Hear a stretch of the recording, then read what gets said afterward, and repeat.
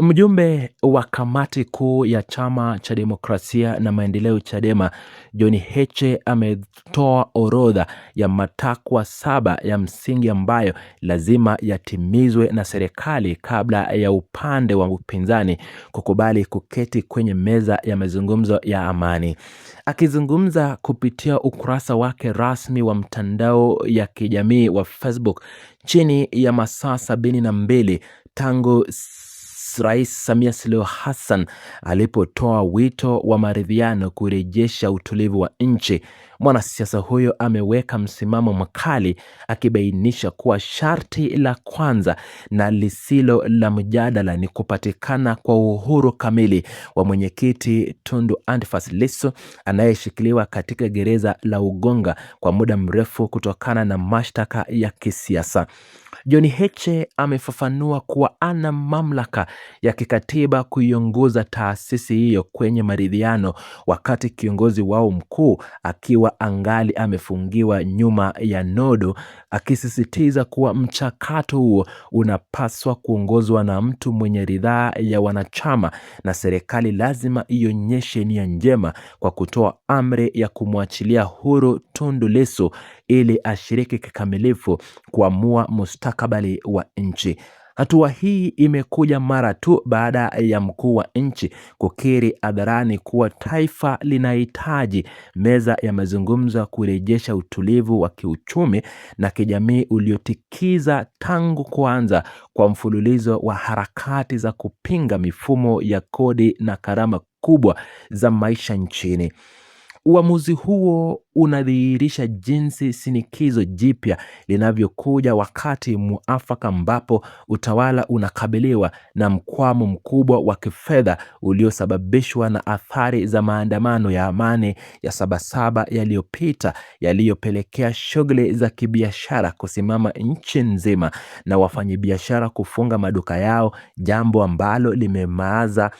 limelemaza mamlaka ya mapato Tanzania katika ukusanyaji wa ada na ushuru wa kila siku. Mdororo huo wa kiuchumi ndio uliomlazimu Rais Samia Suluhu Hassan kujitokeza kueleza umuhimu wa mazungumzo ili kuzuia uwezekano wa kutokea kwa maandamano mengine makubwa yaliyopangwa kufanyika tarehe 8 Agosti mwaka huu wa 2026 na wanaharakati mbalimbali, kwani serikali inafahamu vyema kuwa uchumi hauwezi kuhimili raundi nyingine ya mivuruko, huku hasira za vijana wa kizazi kipya aina ya Gen Z zikiongezeka kila siku hadi kwenye majukwaa ya kidijitali. Mbali na swala la kiongozi mkuu wa chama cha demokrasia na maendeleo Chadema, John Heche ameweka vigezo vingine vya kijamii vinavyolenga kuhakikisha kuwa maridhiano hayo yanawanufaisha wananchi wa kawaida na sio tu viongozi wa ngazi za juu za kisiasa.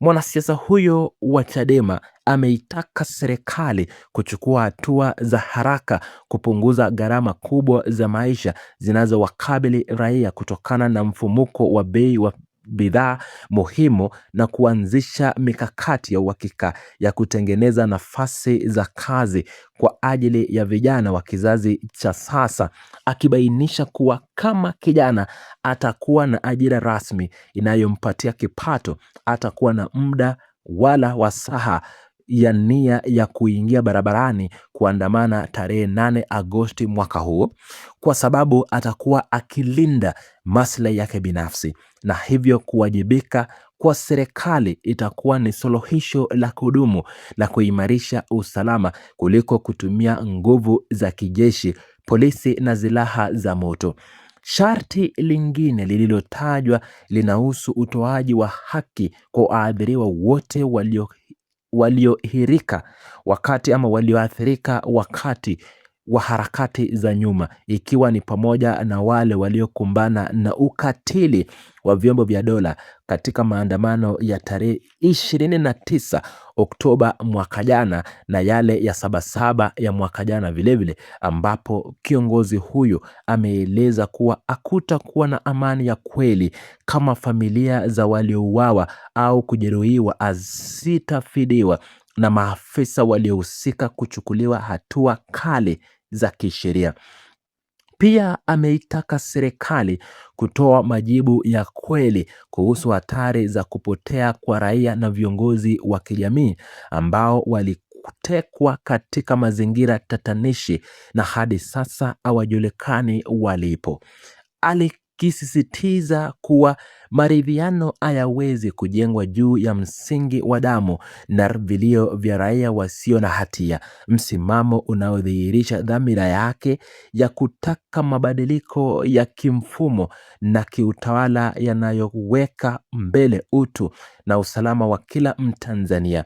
Ujumbe huu umefichua uwepo wa tetesi na ofa kubwa za kifedha ambazo zilikuwa zimetolewa chini kwa chini zikimtaka Tundu Antipas Lissu kukubali kuchukua mamilioni ya fedha na kuondoka kabisa ndani ya mipaka ya Jamhuri ya Muungano wa Tanzania ili kuachana na harakati za kisiasa kwa kubadilishana na uhuru wake. Lakini hofa hizo zote zilishindwa kufua dafu kutokana na msimamo dhabiti wa kiongozi huyo ambaye amekataa kuuza utu wake na haki za Watanzania kwa maslahi binafsi ya kifedha. Mfano unaonyesha kuwa viongozi wa kweli hawawezi kununuliwa kirahisi na kwamba serikali haina chaguo lingine zaidi ya kukubali ukweli wa mabadiliko na kisiasa yanayodaiwa na nguvu ya umma mitaani. Uamuzi huo umepokelewa kwa mshangao mkubwa na kuleta matumaini mapya kwa wafuasi wengi wa upinzani, hususan wale wanaounga mkono makamu mwenyekiti huyo pamoja na makundi mengine yanayotafuta ama yanayofuatilia mienendo ya kisiasa kama vile wafuasi wa Humphrey Polepole, huku ukimya wa Chadema ukielezwa kuwa hautakuwa sehemu ya kusaliti mapambano ya wananchi. Kujitokeza huku kunaleta taswira mpya ya jinsi vyama vya upinzani vinavyoweza kutumia nguvu ya hoja na kadi za upinzani vinavyoweza kutumia hoja na kadi za kimkakati kubadili mwenendo wa siasa nchini badala ya kukubali kila wito unaotolewa na matawala waliopo madarakani. Hasa harakati za vijana kwenye mitandao ya kijamii zimekuwa nguzo kuu inayounga mkono kauli hizi ambazo wananchi wengi wamechukua ama wamechoka na siasa za ahadi zisizotekelezwa, na sasa wanataka kuona vitendo vya makusudi vikifanyika kurejesha usawa na amani. Hali hii imewekwa ama inaweka Rais Samia Suluhu Hassan